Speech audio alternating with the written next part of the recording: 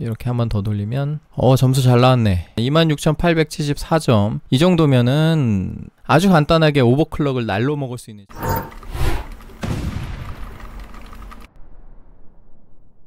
안녕하세요, 소울시커입니다. 자, 이번 영상은 지금 화면에 보시다시피 Z890 노바 와이파이 보드고요. CPU가 245KF입니다. 14세대랑 비교를 하자면 i5에 해당하는 라인업이고요. P코어 6개, E코어 8개 구성입니다. 그래서 보시다시피 P코어 위에 2개, 아래에 4개, 총 6개고 E코어 8개 해서 이번에 멀티스레드가 사라지고 싱글스레드로 바뀌어서 그래서 6+8 해서 14스레드 제품입니다. 각각 클럭은 P코어 같은 경우 TVB 부스트로 52배수가 터지고요. 그런데 제 모든 코어 울트라 영상에서 계속 얘기하지만 이 TVB 클럭을 보긴 어려워요. 왜냐면 2개 코어 이하에서만 52배수로 부스트 되는데 2개 코어라고 하면은 전 세대에서는 4개 스레드였지만 이번 코어 울트라에서는 2개 스레드밖에 안 됩니다. 2개 스레드 이상 쓰는 상황이 굉장히 흔하기 때문에 그냥 OS에서 뭐 작업 딱 2개만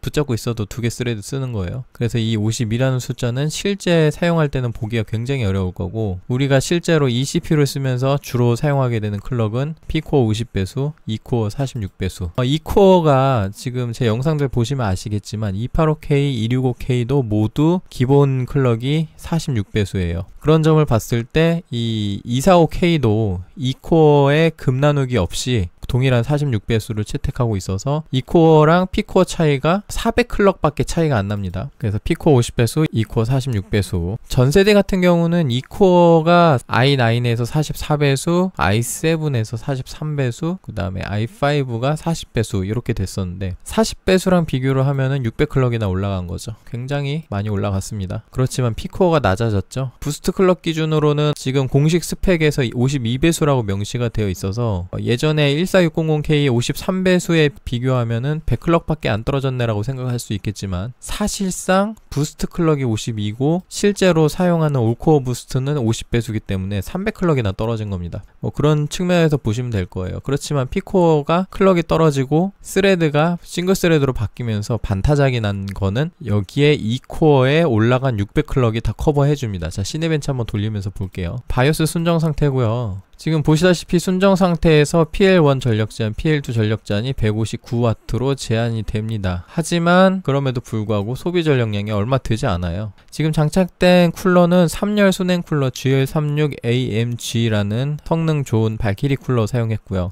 상온 21도 정도, 그래서 온도가 굉장히 착합니다. 54도 정도 나오는데 전력 소비량 보면 아시겠지만 지금 이 CPU는 싱글 타워 공랭 쿨러도 장착 가능합니다. 싱글 타워로 커버 가능해요. 이 정도면. 지금 코어 부스트 된 거 보시면은 P코어가 50배수, 그 다음에 E코어가 46배수 이렇게 나왔죠. 성능 보시면 24,000대. 대략적으로 비슷한 점수대가 나오는 게 인텔 디폴트 세팅이 적용되기 전에 13, 14세대 i5가 한 이 정도 나와요. 그러니까 멀티 성능이 똑같네 라고 생각할 수는 있습니다. 그런데 사실상 전세대 i5 제품들은 인텔 디폴트 세팅이 들어가므로 23,000대로 소폭 떨어졌을 거고요. 그리고 전력 소비량도 180W에서 240W 정도로 사용하는데 지금 이 CPU는 보시다시피 전력 소비량이 굉장히 착합니다. 그런 부분에서 장점이 있다고 보시면 될 것 같고, 그러면 전력 소비량이 낮으면은 오버클럭 해보신 분들은 아시겠지만 오버 마진이 높지 않을까 이런 생각을 할 수 있어요. 그런데 이번에 안타깝게도 TSMC 공정으로 넘어가면서 기존의 TSMC 공정을 사용하던 AMD CPU와 비슷한 증상이 생겼습니다. 바로 클럭 수율이라는 개념인데요. 오버마진이 있음에도 불구하고 전압을 아무리 더 줘도 클럭이 올라가지 않은 그런 한계점이 있습니다. 그걸 저는 클럭 수율이라고 부르는데, 제가 올린 AMD 쪽 CPU 오버클럭 관련된 영상에서 제가 여러 번 얘기하기도 했어요. 그런데 이번에 이 인텔 CPU에 그런 게 생겼습니다. 그래서 일단 제가 CPU 커스텀하는 것도 보여드릴 건데 그거 보여드리면서 마저 얘기를 하도록 할게요. 일단 바이오스 한번 진입을 하겠습니다. 자, 바이오스 진입했고요. 바이오스 버전 한번 보시면 Z890 노바 와이파이 2.07 버전 바이오스 사용했고요. 이거보다 이전 버전의 바이오스를 사용하시는 분은 꼭 업데이트 하세요. 크리티컬한 이슈가 있어서 제가 에즈락 쪽에 리프팅 해서 수정한 바이오스입니다. F6을 눌러서 들어와서 어드밴스 모드 들어왔고요. 두 번째 OC 트위커 탭을 주로 보게 될 건데, 보시면 파워 딜리버리 프로필이라 해서 인텔 디폴트 모드라고 되어 있습니다. 이거 클릭해보면 방금 보셨다시피 159W의 전력 제한이 걸려 있는 게 인텔 디폴트 모드고, 그 다음에 베이스라인 모드라는 게 있고요. 그 다음에 익스트림 모드라고 있습니다. 근데 사실 익스트림 모드 설정해봐야 방금 보여드렸던 거랑 퍼포먼스는 거의 비슷하게 나올 겁니다. 왜냐면 방금 159W도 모자르지 않았거든요. 이 익스트림 모드를 설정하게 되면 전력 제한이 4095로 설정되면서 최대값으로 풀리면서 전력 제한이 해제가 된다고 보시면 되는데, 전력 제한이 걸린 상태라면은 전력 제한 해제를 하면 뭔가 퍼포먼스 향상이 있을 텐데 그게 아니에요. 인텔 디폴트 모드로 해도 전력 제한에 걸리진 않습니다. 그래서 에즈락 익스트림 모드는 제가 이번에 따로 보여드리지 않을게요. 285K만 신경 쓰시면 됩니다. 265K나 245K는 익스트림 모드는 오버클럭 할 때만 쓰신다고 보시면 돼요. 오버클럭이나 언더볼팅 하시는 분은 이거 세팅 요걸로 하셔야 됩니다. 익스트림 모드로. 왜냐면 인텔 디폴트 모드 쓰시면은 CEP라는 게 걸려서 전압을 낮게 주면은 클럭이 떡락을 하더라고요. 일단 베이스라인으로 한번 성능 보여드리고 나서 오버클럭 한번 다뤄보도록 하겠습니다. 베이스라인으로 세팅을 하고 저장하고 나가기. 자, 부팅 잘 됐고요. 지금 보시면 전력 제한이 125W로 제한된 게 보입니다. 참고로 에즈락 보드로 285K 올라간 영상 보시면 베이스라인 세팅하고서 부하를 줬더니 125W로 전력이 떨어질 때 전압이 모자라서 뻥난 증상이 있어서 제가 베이스라인 쓰지 말라고 했는데, 지금 245K 같은 경우는 PL1 전력 제한하고 PL2 전력 제한을 같은 값을 쓰기 때문에 그런 현상은 없을 거예요. 그래서 시네벤치 뭐 돌려보면 클럭 부스트 잘 되는지 보면 되는데, P코어 50배수까지 부스트 잘 되고 2코어도 46배수까지 부스트 잘 됩니다. 소비 전력량은 118W. 그러니까 뭐 베이스라인으로 쓰던 아니면은 그냥 인텔 디폴트 세팅으로 쓰던 온도나 뭐 성능이나 클럭이나 전력 소비량이나 이런 게 다를 바가 없다는 겁니다. 심지어 에즈락 익스트림 모드로 해도 다를 바가 없을 거예요. 소비 전력 자체가 일단은 120W도 안 되기 때문에 점수 요정도. 지속적으로 부하를 주면 조금 더 올라갈 수는 있겠지만 그래도 125W를 초과하진 않을 겁니다. 그래서 이런 프리셋에 별로 신경 쓰실 필요는 없는데 딱 한 가지만 신경 쓰시면 돼요. 내가 전압을 낮출 계획이 있느냐. 지금 보시다시피 V코어 전압을 보면은 이 52배수라는 쓰지도 못하는 이 부스트 클럭을 위해서 높은 전압이 들어가요. 1.4V라는. 제가 왜 높다라고 얘기를 하냐면 상대적인 거예요. 사실 인텔 기준으로는 이 1.4V는 높은 전압이 아닙니다. 왜냐면 전작에서 열화 이슈가 발생하는 증상에 대해서 안정적인 전압을 1.55V로 발표를 했기 때문에 1.4V가 그렇게 문제가 있는 전압은 아니지만, 제가 이따가 오버클럭 하면서 보여드릴 건데 이 정도 클럭을 터트리는데 전압이 얼마나 필요한지를 보시면은 이 전압이 높다라고 얘기를 할 수 있을 거예요. 그래서 전압을 낮추고 싶으실 텐데 만약에 이거보다 낮은 전압 언더볼팅이 들어가게 되면 인텔 디폴트 세팅 옵션은 CEP라는 기능이 자동으로 켜져 있어서 순정 VF 커브 전압보다 더 낮은 전압이 들어오면은 자동으로 클럭을 뚝뚝 떨어뜨려서 퍼포먼스를 엄청나게 줄이면서 커버를 해버립니다. 그래서 이 코어가 거의 동작을 안 하게 돼요. 그러니까 항상 전압을 수정하실 때는 인텔 디폴트 세팅을 끄셔야 된다는 거. 자, 바이오스 진입했고요. 파워 딜리버리 프로필을 에즈락 익스트림 모드로 설정하겠습니다. 다른 인텔 디폴트 모드들은 CEP 옵션 때문에, 특히 245K 같은 경우 생각보다 낮은 전압이 들어가기 때문에 이 CEP 옵션을 꺼주지 않으면 전압을 낮췄을 때 퍼포먼스 하락체가 굉장합니다. 그리고 이 CPU 컨피그레이션에 들어가면 여기 보시면은 CPU P코어 레이시오, 그 다음에 E코어 레이시오라는 부분이 있어요. 여기에 배수를 설정하면 됩니다. 그래서 올코어, 퍼코어, 그 다음에 스페시픽 퍼코어라고 되어 있는데 올코어로 그냥 넣으시면 돼요. 제가 285K 때도 이거 잠깐 보여드렸는데 이거 보시면은 두 개 코어에만 52배수 할당되는 거 보이시죠? P코어 액티브 코어가 워킹 온일 때 맥시멈 P코어 레이시오다. 그래서 두 개를 초과하면 50배수로 동작합니다. 그렇게 되어 있어요, 이 CPU 자체가. 근데 우리는 올코어로 이렇게 세팅을 하고 수동 오버클럭을 할 겁니다. 배수 50으로 일단 지정돼 있죠. 이 코어도 올코어로 이렇게 세팅해주면 됩니다. 여기서 이제 내가 원하는 배수를 넣고 그 다음에 원하는 전압을 넣어서 안정성 테스트를 하면 그게 수동 오버클럭인데, 제 다른 영상들을 보시면 아시겠지만 이 코어라는 게 전압을 건드리지 않아도 공짜 클럭처럼 들어가는 게 있어요. 제가 몇 가지 CPU를 테스트해봤는데 이전 영상에선 제가 11개 테스트해봤다고 그랬는데 세어보니까 285K 4개, 265K랑 KF 2개, 그 다음에 245K랑 KF 4개, 그래서 K 총 10개고 하나 더 있는데 그거는 아직 말하면 안 되는 CPU를 테스트했더라고요. 그래서 11개는 맞는데 K CPU는 10개를 테스트했고 10개 기준으로 이 2코어가 47배수까지 들어가는 게 딱 한 개, 그 다음에 49배수가 들어가는 게 1개, 그 다음에 나머지는 다 48배수가 들어갔어요. 그때 테스트한 보드는 기가바이트 보드에서 테스트했습니다. 그래서 생각을 해보면은 정말 운이 나쁘지 않는 이상 48배수는 웬만하면 다 되겠구나 라고 생각할 수 있어요. 그냥 거의 공차 컬러 같은 겁니다. 이렇게 48 입력해서 되는지 보고, 만약에 48로 안 되면 47로 내려야겠지만 웬만하면 되실 거예요. 그 다음에 이 에즈락 보드 사용하시는 분은 희소식이 하나 더 있습니다. 지금 제가 테스트해본 결과 기가바이트 보드보다 에즈락 보드가 같은 클럭이 더 낮은 전압에서 동작해요. 무슨 소리냐면, 좀 어려운 얘기입니다. 그래서 간단히 풀어 설명드릴게요. 이 CPU에 흘러가는 전압이 있을 건데, 그 전압에 여러 가지 저항 요소가 붙게 돼요. 그런 저항 요소들 때문에 메인보드 제조사마다 전압이 완벽하게 동일한 게 아닙니다. 그래서 기가바이트 보드에서 1.3V로 안정화를 받던 세팅이 에즈락 보드로 갖고 오니까 1.25V에서 돌아가더라. 뭐 그런 상황이 지금 발생을 해요. 그러면 에즈락 보드가 더 낮은 전압에서 돌아가니까 더 좋은 거냐? 아닙니다. 실제로 동작하는 거는 똑같아요. 그런데 에즈락의 1.25V가 기가바이트의 1.3V다. 그렇게 생각하시면 됩니다. 근데 이게 에즈락 보드에서 왜 희소식이 되냐면, 그 오토 상태에서 들어가는 전압 수치는 비슷하거든요. 인텔 CPU 자체에서 동작을 하는 거니까 아까 보시다시피 1.4V 뭐 이렇게 들어갔잖아요. 그러면 에즈락 보드 1.25V가 뭐 기가바이트 1.3V다 뭐 이렇게 본다면 완벽하게 동일하지 않을 거야. 아무튼 에즈락 보드가 같은 전압을 더 낮은 값으로 표기를 하는데, 그 두 개의 메인보드가 동일한 수치의 전압으로 동작하게 되면 실질적으로 에즈락 보드가 조금 더 높은 전압을 사용할 수 있게 되거든요. 그럼 높은 전압 들어가면 안 좋은 거 아니냐라고 얘기할 수 있겠는데, 이게 2코어에서 메리트가 있더라고요.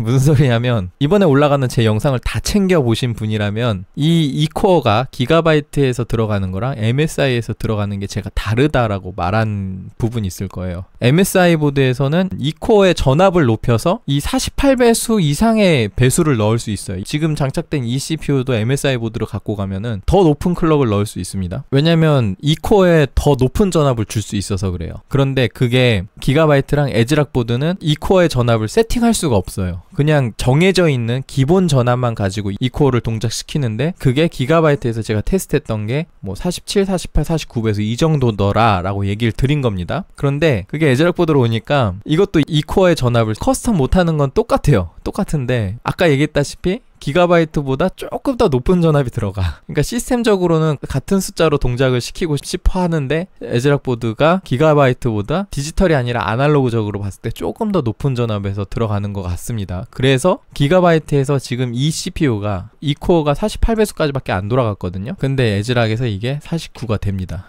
돼요. 49배수. 이거는 전압 하나도 손보지 않아도 49배수 돌아갑니다. 손볼 수가 없어요. 2코어는 지금 전압을 수정 가능한 보드가 MSI 보드밖에 없고, 다른 제조사 보드는 수정이 안 돼요. 물론 제가 수정 가능하게 해달라라고 요청은 해놓은 상태입니다. 뭐 차후에 바이오스 업데이트로 수정될 수는 있어요. 근데 어쨌든 기가바이트에서는 48배수로 돌아가던 CPU가 에즈락에서 49배수가 된다. 그 사유는 디지털로 같은 숫자가 들어가는데 아날로그적으로는 에즈락이 조금 더 높은 전압을 쓰는 것 같다. 그래서 2코어의 전압을 수정할 수 있는 기능이 없지만, 그런 부분에서 조금 더 2코어에 높은 전압이 들어가서 좀 더 2코어 배수를 높게 쓸 수 있더라. 그런 측면에서 봤을 때는 이 에즈락 보드에서는 웬만하면 48배수는 다 들어갈 것 같아요. 이번 코어 울트라 제품들의 2코어가 46배수는 베이스로 깔고 가고, 웬만하면 200클럭 정도 공짜로 먹고 들어가는 그런 느낌입니다. 그래서 전압 같은 거 아무것도 수정 안 해도, 못해도 한 48배수 정도는 그냥 공짜로 쓸 수 있다라고 보시면 되고요. 그래서 나는 오버클럭 하기가 무서워, 잘 모르겠어 하시는 분들도 뭐 요거는 건드리지 않더라도 2코어만 이렇게 48 세팅하고 이렇게 쓰실 수는 있어요. 근데 어쨌든 저는 이제 P코어까지 같이 세팅을 할 겁니다. P코어 같은 경우는요, 이것도 팁을 드리자면 전압 수정 하나도 안 하고, 이 맥스 부스트 클럭이 52배수죠. 요 정도 입력하잖아요.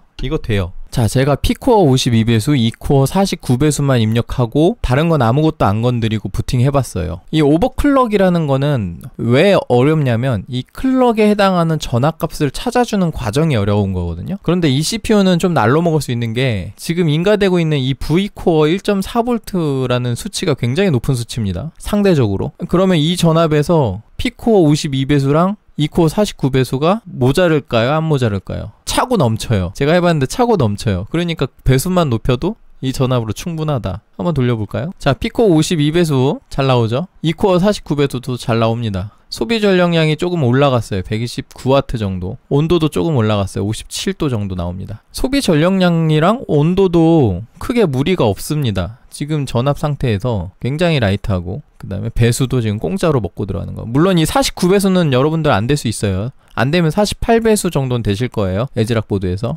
이렇게만 간단하게 클럭만 세팅했는데 점수가 공짜로 올라갔어요.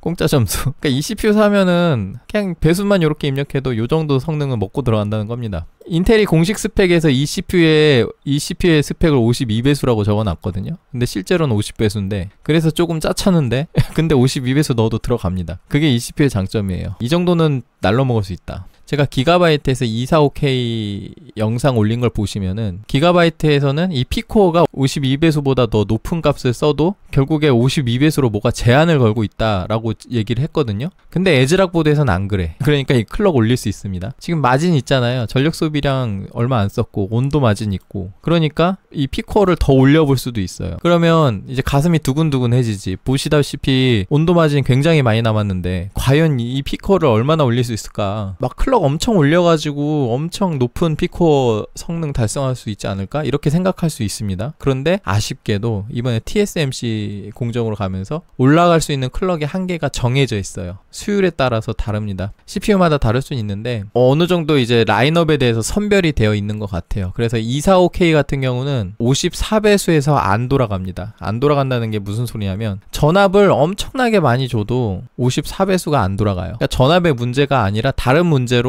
54배수의 문제가 있다는 겁니다. 그래서 지금 이 CPU는 54배수로 못 돌려요. 다른 CPU는 될지도 모르겠어요. 그런 수율이라는 게 있어서 AMD처럼 아마 인텔도 들어가는 클럭 수율에 따라서 급 나누기를 한 것 같아요. 근데 어쨌든 지금 이 CPU는 54배수가 안 된다. 그러면 53배수는 된다는 소리잖아. 그쵸? 그래서 제가 53배수로 오버클럭을 해봤습니다. 자, 바이오스 다시 진입했고요. CPU 컨피그레이션에서 배수를 수정해 줄 건데 여러분들도 본인의 CPU가 어느 정도 클럭이 들어가는지를 테스트 해보시면 돼요. 그래서 방법을 좀 설명드리자면 2코어부터 잡으세요. 2코어가 쉽거든요. 그러니까 처음에 이 상태일 거야. 이 상태에서 2코어를 올코어로 바꾼 다음에 얘를 49라고 입력을 하고 다른 거 건드릴 필요 없어요. 부팅해서 시네벤치 30분 돌려보세요. 돌아가나 안 돌아가나. 안 돌아가면 48로 내리고 다시 시네벤치 30분 돌려보시면 됩니다. 에즈락 보드면 웬만하면 48이 될 거야. 그런데 뭐 안 되면은 뭐 내 CPU가 뿔딱이구나 생각하고 47배수로 낮추시면 되고요. 근데 이게 잘 되면 그냥 공짜로 성능 올렸구나 라고 생각하고 쓰시면 되고요. 뭐 50배수도 부팅은 될 수도 있어요. 그런데 여러분들 부팅 된다고 이게 되는 게 아니라 부하를 줬을 때 그걸 버틸 수 있느냐를 봐야 되는데 아마 못 버틸 겁니다.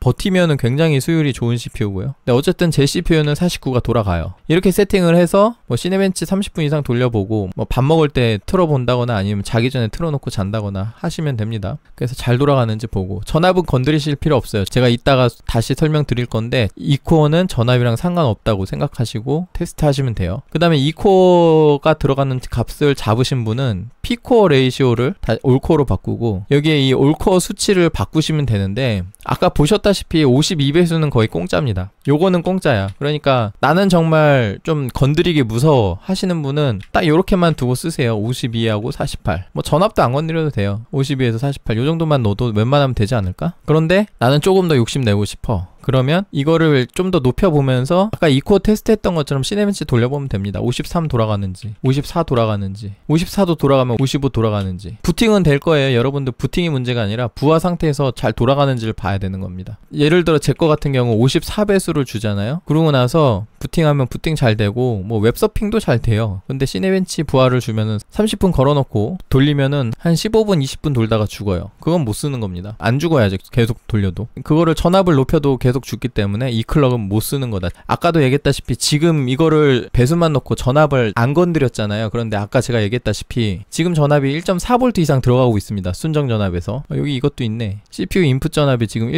1.384V 들어가고 있잖아요. 이거보다 높은 전압 쓰기가 어려워요. 여러분들 지금 오버클럭 해보시면 아시겠지만 전압을 높이면 오히려 더 안 돌아갑니다. 그러니까 그냥 전압 건드리지 않고 테스트해도 돼요. 그래서 54배수 돌아가는지 보고 54배수 안 돌아간다? 그러면 이제 53으로 낮추는 거죠. 전압 안 건드리고 53으로 돌려볼게요. 저장하고 나가기. 자, 부팅됐고 시네벤치 한번 돌리면서 얘기해 보도록 하겠습니다. 참고로 전압 안 건드려도 된다고 얘기한 거는 245K만이에요. 265K나 285K는 해당이 안 됩니다. 245K가 워낙에 라이트해서 그래요. 지금 인가된 전압이 최대 1.4V까지 들어가는데 그 상태에서 피코 53배수 잘 돌아가고 2코어 49배수 잘 돌아갑니다. 기가바이트는 이게 53배수 세팅을 하면은 처음에는 돌았다가 계속 52배수로 내려가서 돌아가요. 그래서 어쩔 수 없이 52배수 세팅을 했는데 에즈락보드는 53배수 세팅이 됩니다. 안 떨어지더라고. 테스트 해봤는데. 소비 전력은 131W 정도로 소포 올라갔고 온도도 소포 올라갔지만 이 정도도 가볍죠. 61도. 이것도 이렇게 세팅해도 싱글타워 공랭 쿨러 가능합니다. 점수 보시면은 자 26,000점 넘었어요.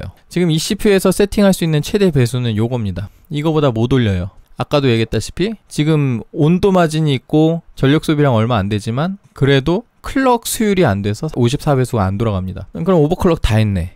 간단하죠? 간단하게 생각할 수 있는데 여기서 이제 욕심을 하나 더 낼 수 있어요. 지금 전압을 안 건드렸잖아요. 안 건드려도 되는 이유는 기본 전압 자체가 높아서 안 건드려도 된다고 얘기하는 거고 기본 전압이 높지만 그래도 전력 소비량이나 온도가 착합니다. 그래서 괜찮다고 얘기 드린 건데 근데 이제 여기서 전압이 높다면은 이제 욕심이 생기죠. 전압을 낮추면 얼마나 내려갈 수 있을까? 낮출 수 있습니다. 지금부터는 이제 진짜 오버클럭이 되는 거예요. 클럭에 전압을 맞추는 겁니다. 이제 전압을 조정을 할 건데 어떻게 보면 언더볼팅이라도 볼 수 있겠죠. 언더볼팅은 오버클럭이랑 같은 말입니다. 그걸 클럭에 포인트를 주냐 전압에 포인트를 주냐 뭐 그 정도의 차이고 전압은 어디서 만지냐면 이 볼티지 컨피그레이션이 아니라 CPU DLVR 컨피그레이션 들어가면 코어 인풋 볼티지라고 있어요. 이거를 픽스 모드로 바꾸고 여기 픽스트 볼티지에다가 수동으로 숫자로 입력하면 됩니다. 그러면 지금 보시다시피 1.4V로 들어가고 있었잖아요. 정확히 얘기하면은 1.384V 여기 써있죠. 근데 뭐 여기서부터 조금씩 낮춰보면 돼요. 뭐 1.35V, 뭐 1.3V 이런 식으로 뭐 조금씩 낮춰보면서 안 돌아가는 지점을 찾고 안 돌아가는 지점에서 다시 돌아가는 지점까지 조금씩 올려보면 되는데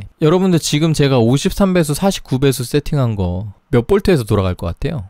기가바이트 보드의 입력 가능 전압 최소 값이 1.1V라서 제가 이 CPU를 기가바이트 보드에서 아까 얘기했다시피 52배수밖에 안 돼서 52배수 그 다음에 2코어는 48배수로 1.1V에서 돌려 썼습니다. 그래서 저도 1.1V로 52배수는 당연히 돌아가겠죠. 이 에즈락이 같은 숫자에서 또 더 높은 전압을 쓰니까. 그런데 지금은 52배수가 아니라 53배수잖아요. 그래서 처음에는 그래 뭐 한 배수 정도 올리니까 1.15V 정도 이렇게 주고 돌려봤어요. 근데 돌아가. 잘 돌아가는 겁니다. 그러면 여기서 더 낮춰봐야죠. 어디까지 낮출 수 있을까 하고 1.1을 넣고 돌렸는데 저장하고 나가기. 자, 부팅됐고 시네벤치 한번 돌려볼게요. 여기 V코어 보시면은 1.1V 클럭은 P코어 53배수, 2코어 49배수 잘 돌아가죠. 소비 전력량 120W로 떨어지면서 온도는 52도. 이거 돌아갑니다. 지금 한 바퀴만 돌렸지만 제가 이미 시네벤치 30분 이상 돌려봤어요. 안정화 테스트 끝난 거고 사실 더 내려볼까라는 생각도 들었는데 더 내려볼 수도 있겠죠. 근데 안 해봤어요.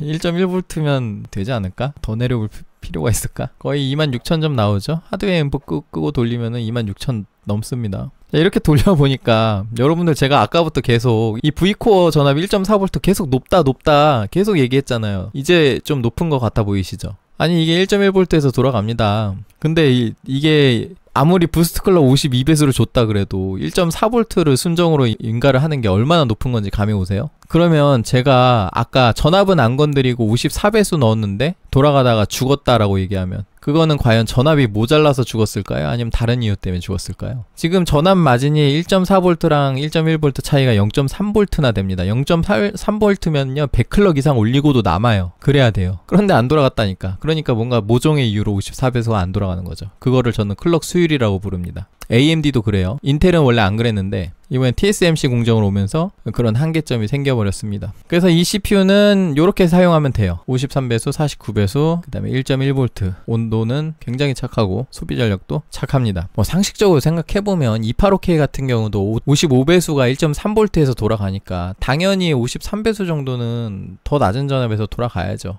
그런 관점에서 볼 수 있고 지금 제가 입력한 전압값은 절대적인 게 아닙니다. CPU마다 다를 수 있어요. CPU마다 특정 클럭을 동작시킬 때 필요한 전압 수치가 다 달라요. 그렇기 때문에 그 적절한 전압 수치는 여러분들이 직접 찾으셔야 되고 그런데 전압 찾기가 귀찮다. 그러면 그냥 전압 건드리지 말고 써도 된다. 왜냐면 충분하니까. 전압의 한계에 부딪히기 전에 클럭 수율의 한계에 부딪힙니다. 그게 먼저 오기 때문에 여러분들은 이 CPU를 만질 때 전압을 걱정할 필요는 없어요. 전압은 충분하고 충분함에도 과하지 않고 그럼에도 불구하고 클럭의 한계를 먼저 만나게 될 겁니다. 그런 CPU예요. 245K만 해당됩니다. 265K나 285K는 얘기가 조금 달라요. 근데 어쨌든 245K 영상이니까 이렇게 간단하게 세팅할 수 있다. 제가 이번 코어 울트라 CPU 중에 제일 높게 평가하는 게 245K입니다. 굉장히 라이트하게 쓸 수 있거든. 가격만 잘 나오면 되는데 글쎄요, 가격이 잘 나와줄까 모르겠습니다. 그래서 일단 이 전 세대의 14600K 대비해서 이 245K가 P코어 기본 클럭이 50배수로 떨어지면서 굉장히 좀 실망을 많이 했는데 그래도 오버클럭 퍼포먼스로 이 정도까지 끌어올릴 수 있다는 점. 물론 246K도 오버클럭 하면 더 올릴 수 있어요. 그런데 걔는 이제 소비 전력량이 많이 높아지잖아. 120W 이 정도면은 뭐 쏘쏘하죠. P코어 2코어 클럭 차이도 이 정도면 한 400클럭 정도 차이 나는데 나쁘지 않고요. 성능도 이렇게 한 번 더 돌리면 점수 잘 나왔네. 27000점은 조금 안 됐지만 26874점 이 정도면은 아주 간단하게 오버클럭을 날로 먹을 수 있는 CPU입니다. 저는 그렇게 평가해요. 그래서 245K 에즈락보드에서 이렇게 만져봤고 혹시나 높아심에서 얘기하는데 제가 아까 얘기했던 2코어 48배수라는 거는 에즈락보드 기준입니다. 기가바이트로 가게 되면 48배수가 안 되는 CPU가 뭐 10개 중에 1개 정도 나온다. 그렇게 생각하시면 됩니다. 좀 도움이 되셨다면 구독과 좋아요 한 번씩 눌러주시고요. 여기까지 하겠습니다. 시청해주셔서 감사합니다.